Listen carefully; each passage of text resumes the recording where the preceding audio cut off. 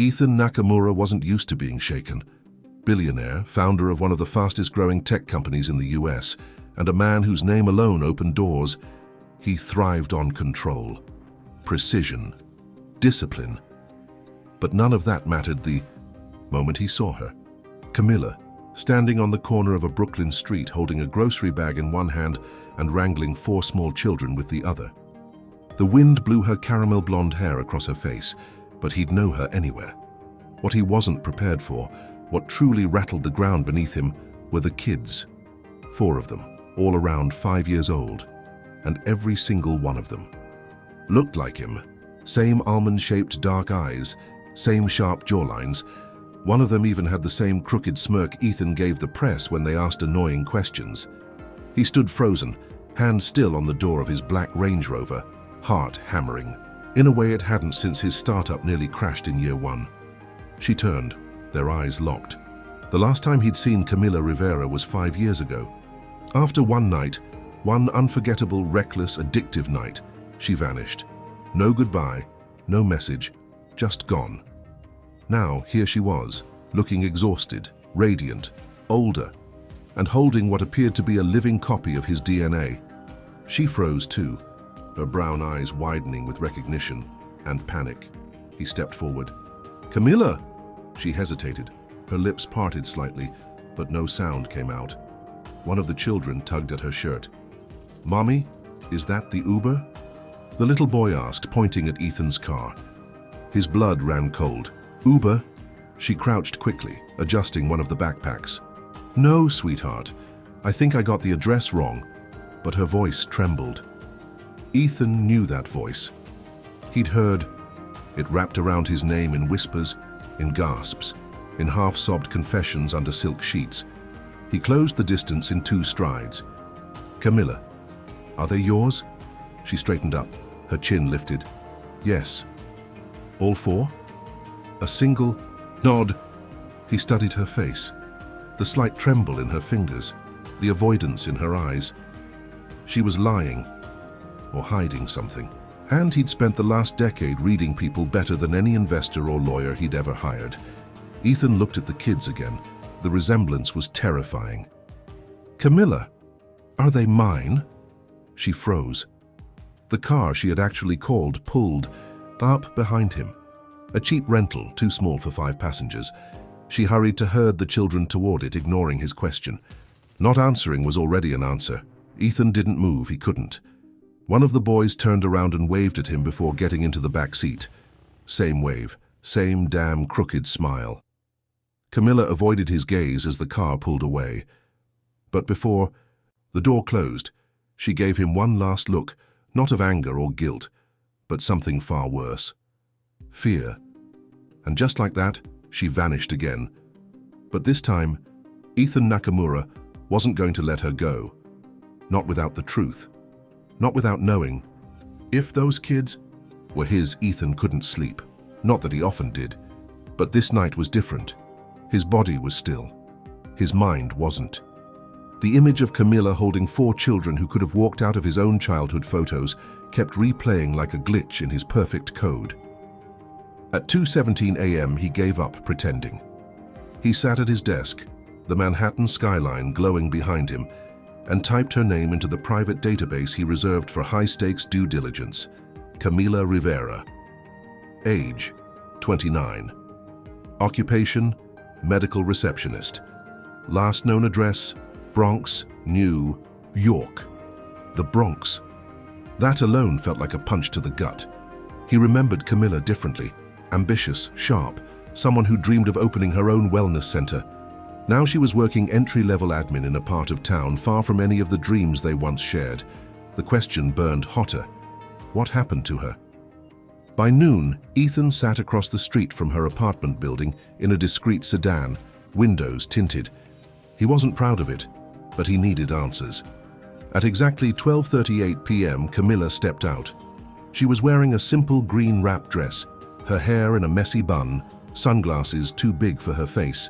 Even dressed casually, she looked untouchable.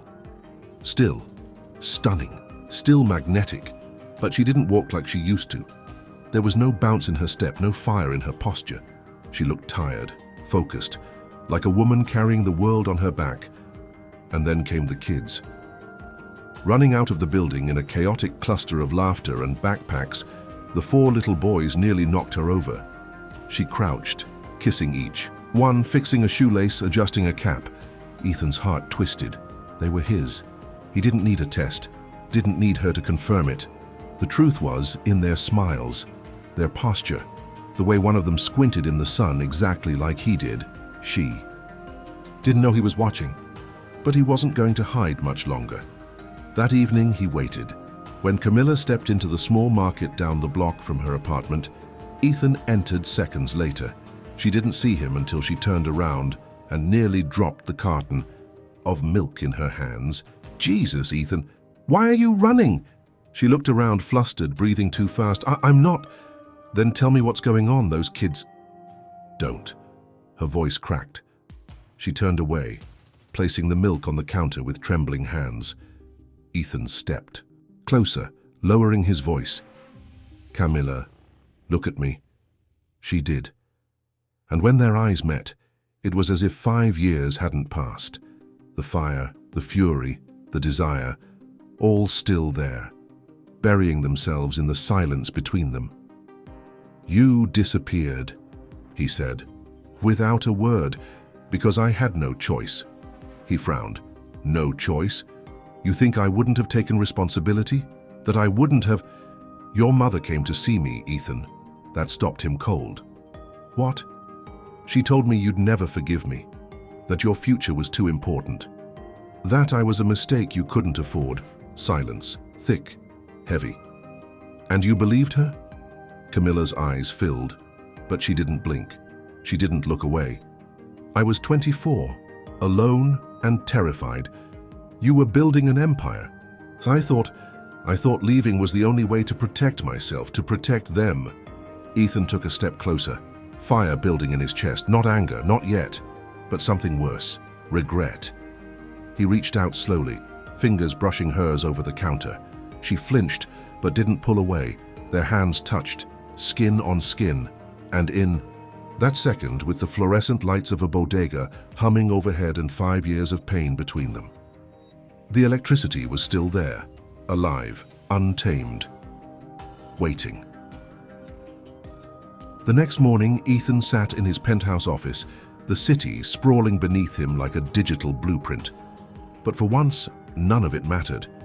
Not the quarterly reports, not the investor calls, not even the billion-dollar merger waiting for his signature. All he could think about was Camilla and the 4 children who carried his face. He opened the secure database again, but this time he didn't search for her. He searched for them. Rivera, Kenji, Rivera, Luca, Rivera, Theo, Rivera, Leo, all listed at the same elementary school. Same address, same mother, no father listed. But one small detail leapt off the page. Kenji Ethan Rivera. His middle name, Ethan, stared at the screen, heart pounding. She named him after me. The ache in his chest tightened, sharp and sudden. He hadn't just missed their birth. He'd missed first steps, first words, first fevers, first everything, and still, she gave one of them his name. That evening he drove back to the Bronx. This time he didn't wait across the street. He rang the doorbell. Camilla answered in leggings and an oversized t-shirt, her hair damp from a shower, no makeup, bare feet, vulnerable, real. "Ethan, we need to talk. I'm not leaving until we do." She hesitated, then stepped aside. The apartment was small, lived in, full of color and chaos, drawings on the fridge, toys in baskets, a faint smell of lavender and something baking. In the kitchen, she motioned to the couch. "They're at a friend's. You've got 20 minutes. He sat, she stayed standing. I looked them up. "Of course you did." Kenji Ethan Rivera. Silence. Camilla looked down, arms crossed over her chest, like she could shield herself from the weight of it. "I gave him your name because I wanted them to know you weren't just a mistake, even if you never showed up." Ethan stood slowly. The tension between them cracked like dry ice. "You should have told me. I tried. I wrote the message. I sat outside your building. Twice." But your mother made it very clear I wasn't welcome, that I'd ruin everything you were building. You let her decide that? Camilla's voice rose, sharp and wounded. I was pregnant, scared, alone. You had become someone I didn't even recognize in the news. This cold, unstoppable machine. I thought if I showed up with 4 kids, you'd crush me. Ethan stepped closer. I would have protected you. She shook her head, eyes glassy. You didn't even look for me, Ethan, and there it was. The wound beneath it all. The fracture that split them open 5 years ago. He reached out, brushing his thumb against her cheek. You're right, I didn't. And I'll regret that for the rest of my life. Her breath hitched. His other hand found her waist. She didn't resist. Their bodies moved closer without permission, without logic. Her scent wrapped around him. Vanilla and warmth and memory. You still want me, she whispered. His mouth brushed her jaw, just once. You never left. Me. Their kiss came fast, rough, needy, hands pulling, mouths hungry. Years of silence breaking open with every breath, every touch. He pressed her against the wall, his hands firm on her hips, her fingers tangling in his hair. She moaned into his mouth, arching against him. She tasted like cinnamon tea and fury, and he wanted all of it. But just as quickly she pulled away, lips swollen, breath uneven. We can't, not yet. Ethan stared at her, chest heaving. Then tell me when. She looked at him with those eyes that once wrecked him. When I believe you're here to stay. He nodded. And for the first time in 5 years, Ethan Nakamura didn't try to take control. He simply whispered, Then I'll stay until you do. Ethan hadn't left the Bronx. Not physically, not emotionally. Since that kiss, that raw, breathless kiss pressed against the wall of her apartment, he hadn't stopped thinking about her, about them, about what it felt like to taste her. Again, after 5 long years of silence, guilt, and distance, but now Camilla was doing what she always did when things got too close. Retreating. He caught her just as she was leaving the school pickup line. She was in jeans, sunglasses, a ponytail. Effortless even when she tried to disappear, Ethan stepped out from behind a parked car. She flinched when she saw him. You're following me now? I need answers. She sighed, frustrated. I gave you some, you're just not satisfied. Camilla, I kissed you 2 nights ago and you kissed me back. Don't act like that didn't mean something. Her jaw tightened. She looked around. The sidewalk was empty. The air between them was not. What do you want? Ethan. He stepped forward. His voice dropped. You, all of you, the boys, the chaos, the chance I never got. She folded her arms, but her posture betrayed her. Chest rising faster, throat trembling. And if you get it, then what? Then I don't let you go again. Camilla turned abruptly, walking down a narrow alley beside the school, and he followed. The walls closed in, the air dense with emotion. She stopped. You want to pick up where we left off? Like none. Of the pain happened? He approached slowly, his shadow overlapping hers on the concrete. No, I want to pick up because it happened, because now I know what losing you feels like. She stared at him. Ethan stepped closer, so close she could feel the heat of his breath, the intensity in his eyes. One hand moved to her waist, the other to the back of her neck. Her pulse thudded against his fingers. I still remember the sound you make when you want to say yes, but pride holds your tongue. She didn't. Speak. His fingers traced the line of her jaw, feather-light. You still make that sound. He leaned in, and not to kiss her, but to brush his lips just above hers, enough for her to feel the pressure, the temptation, the hunger.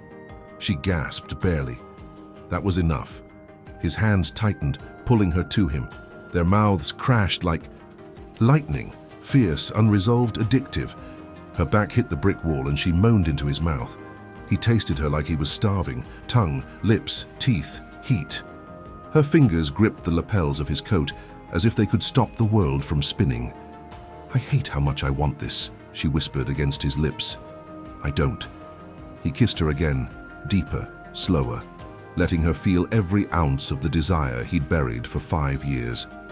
The scent of her skin was everywhere, Coconut shampoo and clean sweat and woman. When her head tilted back and her chest pressed against him, he groaned low in his throat. It wasn't just arousal, it was longing. Real, soul-cutting longing.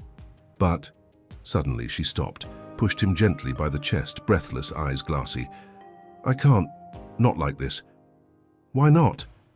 Because it still feels like goodbye after. Ethan froze, watched her turn, watched her walk away. And this time he didn't follow. He knew he needed to do more than chase her. He needed to show her he wasn't leaving again. Ethan hadn't stopped thinking about the alley. About her. The way she kissed him like she'd been starving for him and hated herself for it. The way her body melted into his, like it still remembered everything. The way she walked away. Not because she didn't want him, but because she still did. He had to see her again, this time not to argue, not to demand, but to feel. Camilla opened the door, already bracing for something, but not for what she found. Ethan stood there, not in a suit, not with an agenda, just jeans, a plain black t-shirt that clung to his chest, and a vulnerability in his eyes she hadn't seen since the beginning. I'm not here to fight you, she crossed her arms, biting the inside of her cheek. Then what do you want? He stepped forward, slow, measured. I want to remember what it's like to have you without guilt, without 5 years of silence between us. Camilla hesitated, then nodded once. He entered, and the door shut behind them like the final click of something inevitable. They stood in the living room, facing each other. The hum of the city buzzed through the window. Her shirt was oversized, barely clinging to one shoulder. No makeup, hair down, natural. Ethan reached up and tucked a strand behind her ear. You're even more beautiful now. Her breath hitched. Don't say that unless you mean it. He stepped closer. His hand slid to her neck, thumb brushing her collarbone. I've never meant anything more in my life. Their lips met. Slow this time. Not a storm. A tide. A draw too strong to resist. She gasped softly as his fingers slid beneath the hem of her shirt, tracing her spine. Her hands found his waist, then moved up his back. His skin was warm, tight over muscle, and she remembered exactly how he felt. The heat, the pressure, the rhythm. They moved together, step by step, until the backs of her knees hit the couch. He lifted her shirt, pausing just before it passed. Her chest. Tell me to stop. Don't you dare. He smiled against her lips. The shirt came off, then his, skin against skin. The couch groaned under them as they lay down, his weight pressing into her in all the right ways. He kissed her neck, her shoulders, the valley between her breasts, slow, reverent, with a hunger barely restrained. His scent surrounded her, cedar, clean linen, and something purely Ethan. Her legs wrapped around his waist. His hand slid down, her thigh fingertips brushing the curve of her hip, gripping just enough to make her moan. She responded with urgency, her nails leaving trails down his back, her lips hot against his ear. You never stopped wanting me, he said, voice thick. And I hated every second of it. He entered her with a breathless groan, and she arched into him, gasping at the fullness, the connection. The way their bodies still spoke the same language. They moved together in perfect rhythm, slow, deep, deliberate. Each thrust said what words couldn't. I missed you. I need you. I never forgot you. Their mouths found each other between gasps and moans, fingers tangled in hair, hands grasping for skin, for safety, for something real. She whispered his name like it was both a curse and a prayer. When they reached the edge, it wasn't just release, it was forgiveness. When it was over, they lay tangled in each other, silent except for their breath. Ethan kissed her forehead, her temple, the corner of her mouth. We're not done, Camilla. She closed her eyes and whispered into his chest, Then don't ever leave me undone again. Ethan woke first. Camilla lay curled into him, her cheek resting against his chest, one leg tangled with his. Her breathing was soft and even, peaceful. He traced slow circles on her bare back, memorizing the weight of her body draped over his, the warmth of her skin, the reality of her still there after everything. But his mind wasn't quiet. He needed Answers. Not just emotional ones, concrete ones. He slid out of bed gently, careful not to wake her, and stepped into the living room. His phone was already buzzing with work alerts, but he ignored them.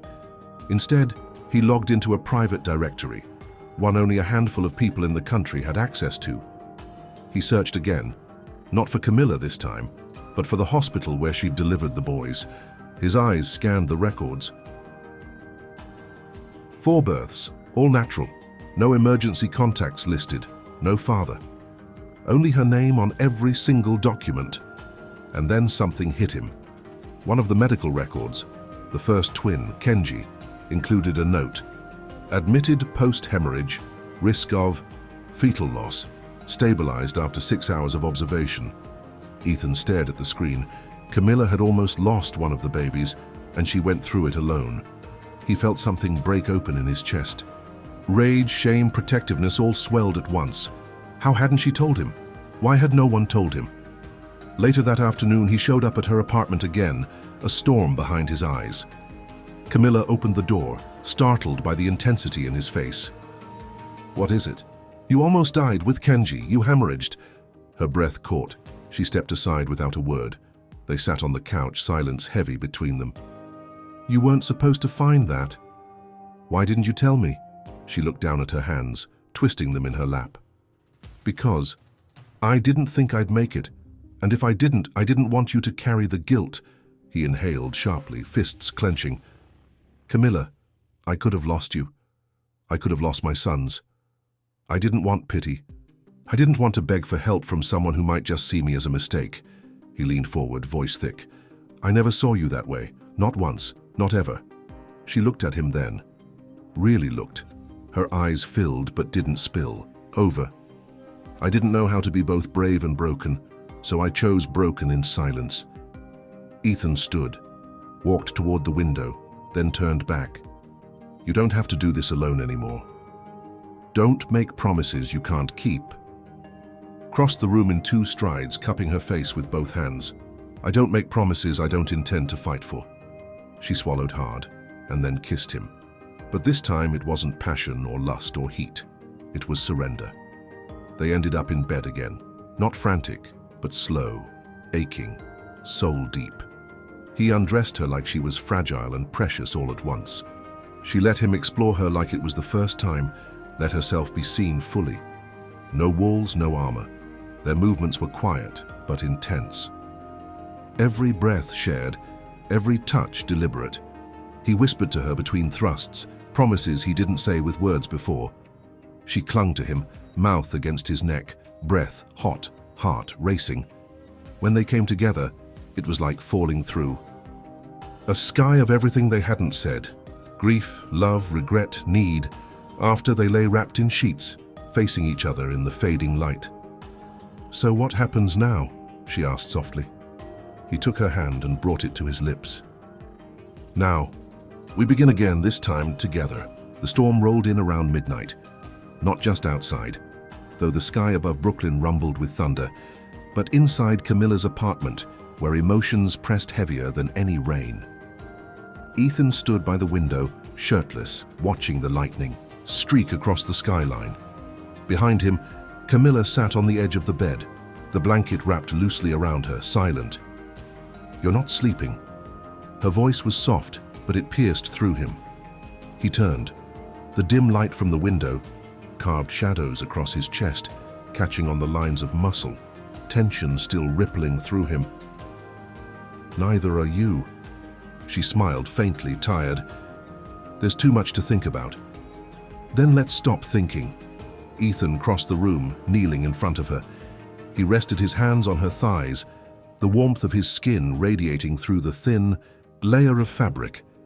Camilla touched his face gently, brushing a thumb across his cheekbone. "Are you really here, Ethan? Or are you just passing through again?" His jaw tightened. He brought her hand to his chest, pressing it flat against his heartbeat. "I'm here. Fully. Finally. And if you'll let me, I'm not leaving." She looked down, overwhelmed, then leaned forward, their foreheads touching. The moment held. Breath mingled. Skin warmed, And when he kissed her, it wasn't like the others. It was slower, deeper, wilder in its restraint. He lifted her onto the bed without breaking contact. His hands moved along her back, pulling her closer, their bodies sinking in rhythm and breath. The thunder outside cracked, but neither of them flinched. His mouth moved down her neck, lingering on the pulse that raced beneath his lips. He traced the curve of her collarbone with his tongue, then lower, kissing each breast with aching devotion, like rediscovering a forgotten scripture. Her hands wandered, along his spine, through his hair, gripping his shoulders as his kisses grew lower, more deliberate. When his mouth found the space between her thighs, she arched against him, her breath catching like a gasp of lightning. Ethan worshipped her there, with lips, with tongue, with patience.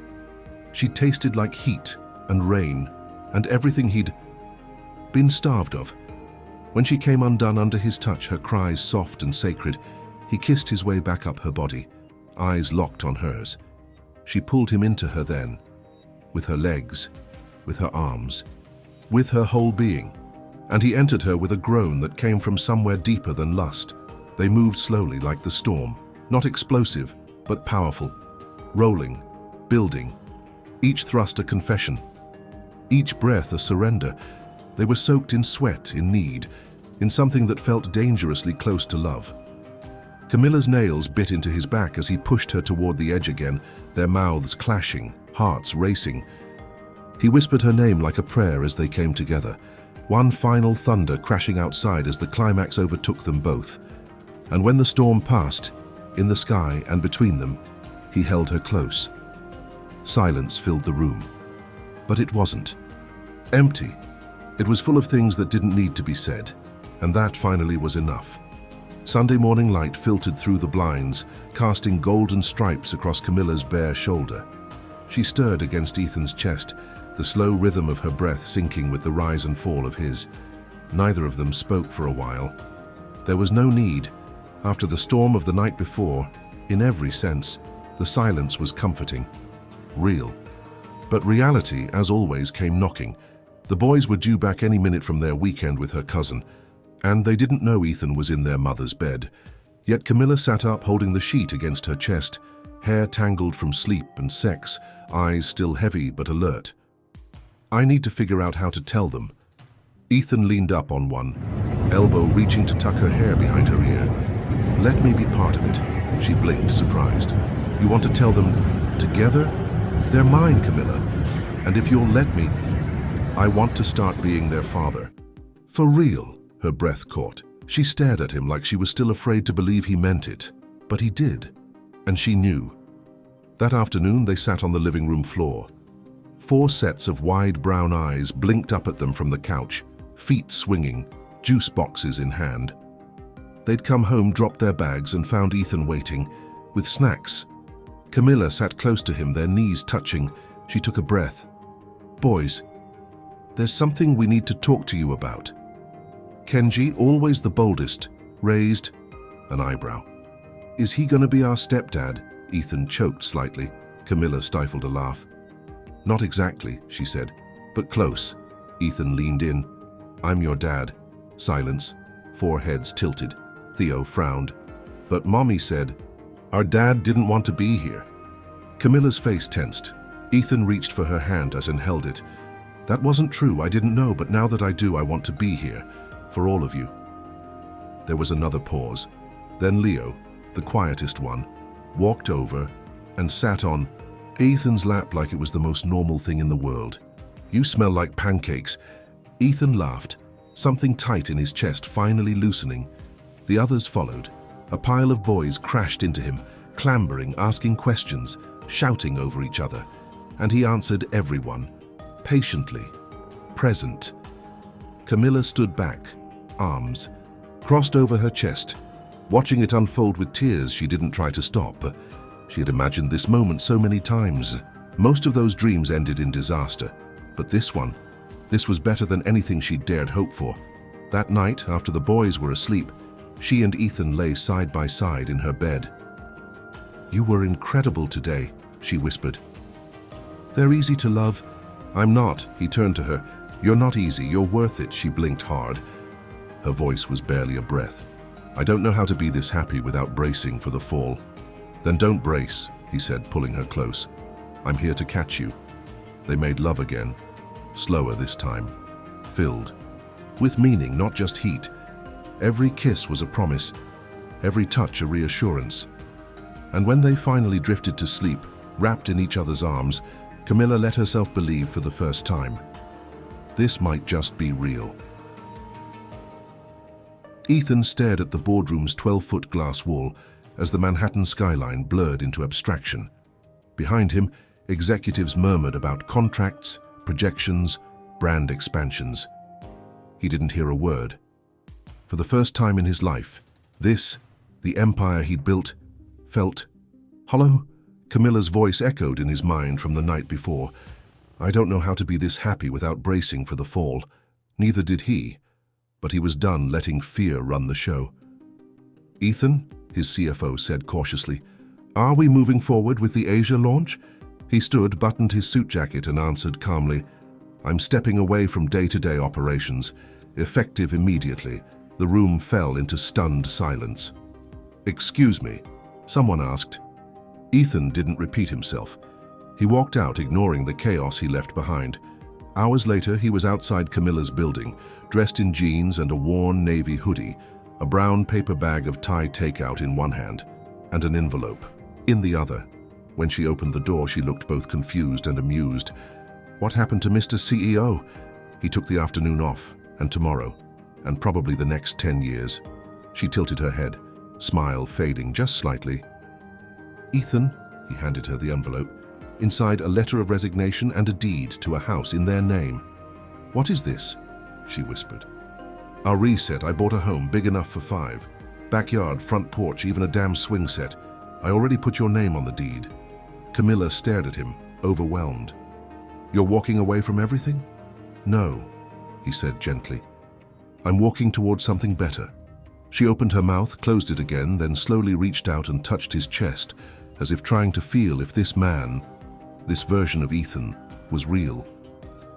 "You always wanted control," she murmured. "Now I want peace. And me?" He pulled her close, whispering into the curve of her neck. "You were never part of the plan. You were the reason I needed one." She kissed him, fierce, desperate, full of every emotion she'd held in since the day. He reappeared. Their bodies collided against the hallway wall, the food bag falling to the floor. She tugged at his hoodie, pulling him closer, her legs wrapping around his waist as he lifted her effortlessly. They didn't make it to the bedroom, in the kitchen. She leaned back against the counter, the hem of her dress hiked up around her hips. He kissed her thighs, her stomach, her chest, as if he were rediscovering every inch of her. "I want you every way I didn't get to have you," he growled. She moaned, gripping his hair, guiding him back to her mouth. He entered her there, against the counter, hard and slow, his hand tangled in her hair, his other arm locked tight around her waist. Their bodies moved with urgent knowing, no hesitation, no fear. She cried out as he drove deeper, each thrust a vow. "I'm here. I'm not leaving, I'm yours." Their pleasure was messy and honest, loud, real. And when it was over, she stayed wrapped around him, their foreheads pressed together, breath heavy, skin slick. "You really gave it all up?" she asked again. "Not all." He kissed her lips, then her ring finger. "I still haven't given you my last name." Camilla woke alone. The sheet still smelled like him, spice and cedar and skin, but Ethan was gone. She sat up, confused, pulling on his hoodie from the night before. Her heart tightened. Not again, not this again. She moved through the apartment barefoot, her fingers trailing along the walls as if trying to find his presence. No note, no text, just silence. She called. Voicemail. Panic twisted in her stomach. After everything, the kiss, the kids, the house, the promise, he vanished? No. Ethan wasn't the same man he was 5 years ago. He wouldn't run, would he? By noon, it became clear. He wasn't coming back that day, and by nightfall, she'd already packed a bag. Camilla stood in the doorway of the boys' bedroom, watching them sleep. Small warm bodies tangled in blankets. One of them mumbled Ethan's name in his dreams. She pressed a hand to her chest, then zipped the bag. She needed space. If Ethan left, for real this time, she wasn't going to let her heart unravel in front of her sons. Not again. She left. A note with her cousin's address, packed the boys into the car, and disappeared. 2 days passed. Rain blurred the windows of the small guest room in her cousin's house. The kids played quietly on the floor. Camilla sat at the edge of the bed staring at her phone. Nothing. Her heart was brittle with disappointment. Then, a knock. She opened the door slowly. It wasn't Ethan. It was Kenji, standing with a note in his hand and a proud little grin on his face. A guy gave me this, said it's a surprise. Camilla took it, pulse spiking. A handwritten card. Simple.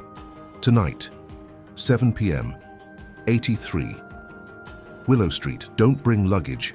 Just come back to me. At 6:59 p.m., Camilla stepped out of a cab in front of a house she didn't recognize.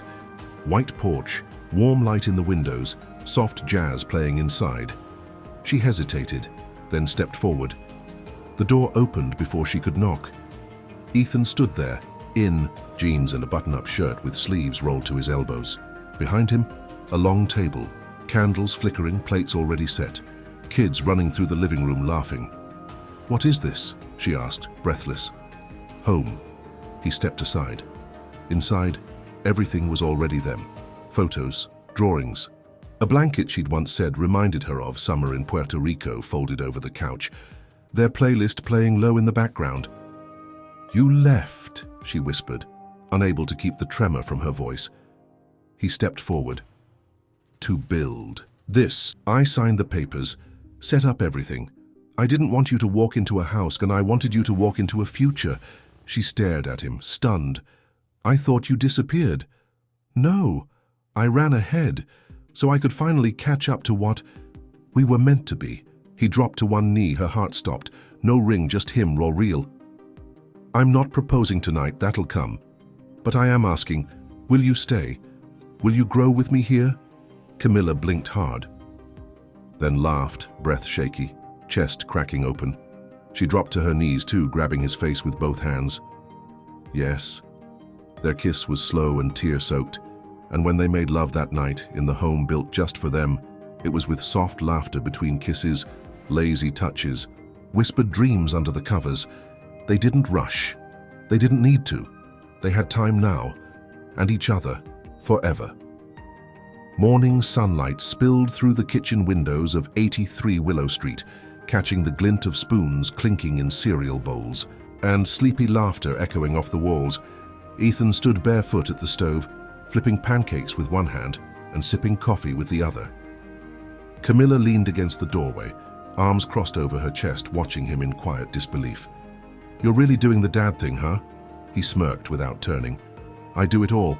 Pancakes, tax filings, diaper emergencies. Although, please, never again. They're 5. Emotionally still traumatic." She laughed, and something about that sound, free, unguarded, made him turn. He crossed the room, hands still smelling of cinnamon and syrup, and kissed her forehead. "What's that look?" "I keep waiting for the catch, for the dream to break." He held her face in both hands.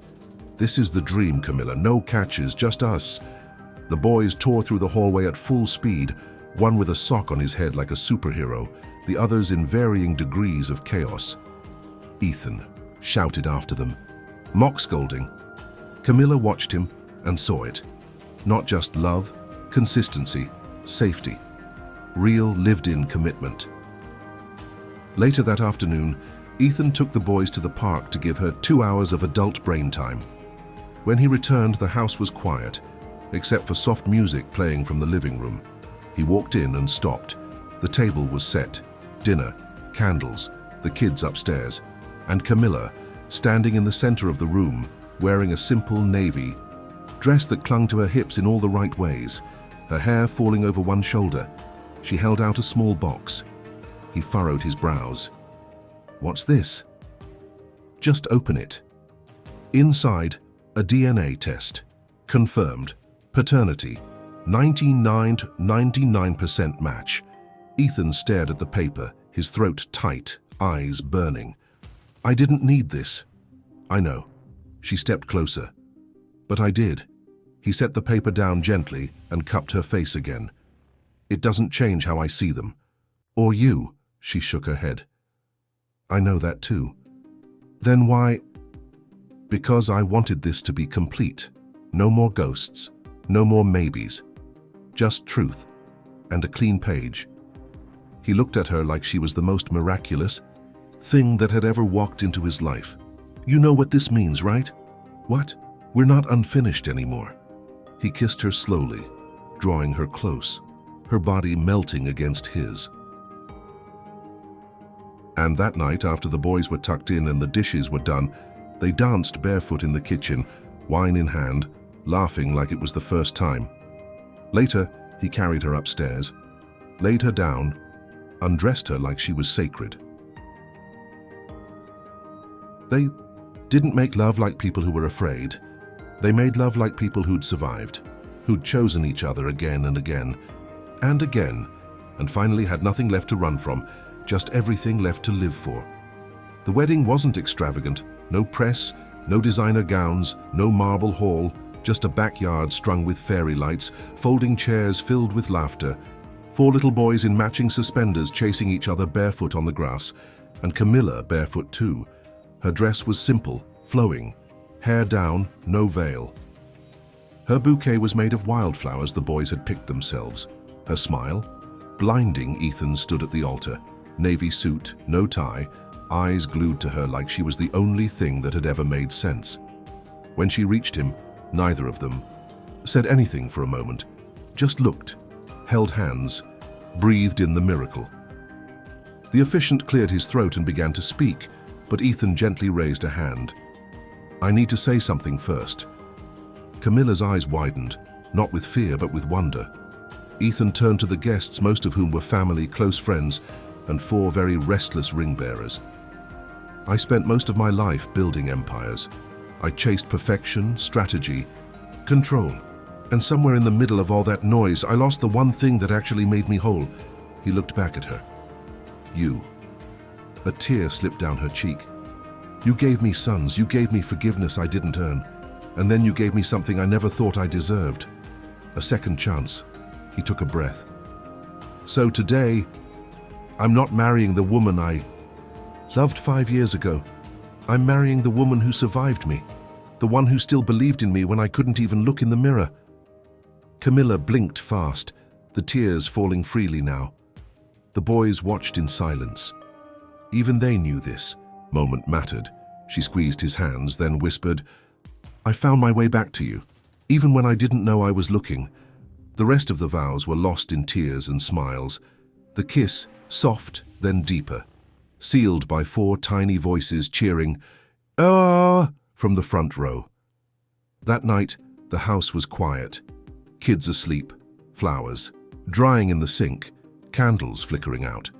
Ethan and Camilla lay together on the couch, tangled in each other, the weight of the day finally melting away. "So, Mrs. Nakamura," he murmured, fingers tracing circles on her thigh. "Would it be inappropriate if I carried you upstairs right now and showed you just how grateful I am?" She laughed, low and warm. "Depends. Will you be gentle?" He grinned. "Never." And he did carry her, all the way, laughing, kissing, growling promises against her neck. They made love not like a honeymoon, but like a homecoming. Hands slow, lips patient, whispers heated, her skin beneath his palms, her name on his tongue, her moans buried in his chest, all of it wrapped in the certainty that they were finally exactly where they were meant to be. Forever wasn't a fantasy anymore. It was this. Them complete. 3 years later. The house on Willow Street was never quiet, not completely. Not with 4 boys running through it like human whirlwinds, not with music playing from the kitchen most afternoons, and definitely not with Ethan and Camilla making out like newlyweds in the pantry when they thought no one was looking. But this morning, it was, because the boys were at their first overnight school camping trip, and the house, and for the first time in years, belonged to just Ethan and Camilla. She padded barefoot into the kitchen, wearing one of his button-up shirts and nothing else, sipping coffee and smiling like a woman who knew exactly how dangerous that smile was. Ethan leaned against the counter, watching her over the rim of his mug. "We did good." Them. Us. This life. Camilla tilted her head, her smile softening. "We did more than good." They walked out to the back porch, mugs in hand, the breeze light, the sun warm. The swing Ethan built by hand creaked gently.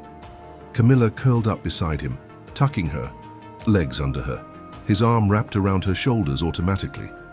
"Do you ever think about what would have happened if I hadn't gotten in that Uber that day?" she asked quietly. Ethan kissed her hair. "You didn't get in an Uber, you got into my car," she laughed. "Right, accidentally. Nothing about you was ever an accident." They sat in silence, the kind that only comes with people who've lived every storm together and come out shinier for it. Camilla closed her eyes. Ethan ran his fingers along her thigh, drawing invisible lines. "This is my favorite version of us." The quiet. The real. The after. She opened her eyes and looked up at him. "Then let's keep living in the after, one slow, reckless, beautiful day at a time." And as the wind moved the swing just enough to make it creak again, they sat in the center of their imperfect, full, earned forever, still madly in love, still choosing each other even after everything, especially after everything. What if the love of your life walked away and came back with 4 reasons to change everything? This story isn't just about passion, it's about time, about regret, about how the right person at the wrong moment can still be your person if you're both brave enough to come back and try again. Camilla and Ethan's journey reminds us that love isn't always clean. It doesn't follow the rules. It breaks timelines, it wounds, it rebuilds. But real love, it waits, it forgives. And when the timing is finally right, it chooses again. Because sometimes, the most powerful thing 2 people can say isn't "I love you," it's "I never stopped." Now it's your turn. Have you ever lost someone you loved and dared to believe in a second chance? Or are you still waiting for that knock on the door? Drop your story in the comments. Share this with someone who still believes in meant to be. And remember, love isn't about how perfect it looks. It's about how hard you're willing to fight when it matters. You never know who's about to come back into your life. Maybe they've been building a future for you all along.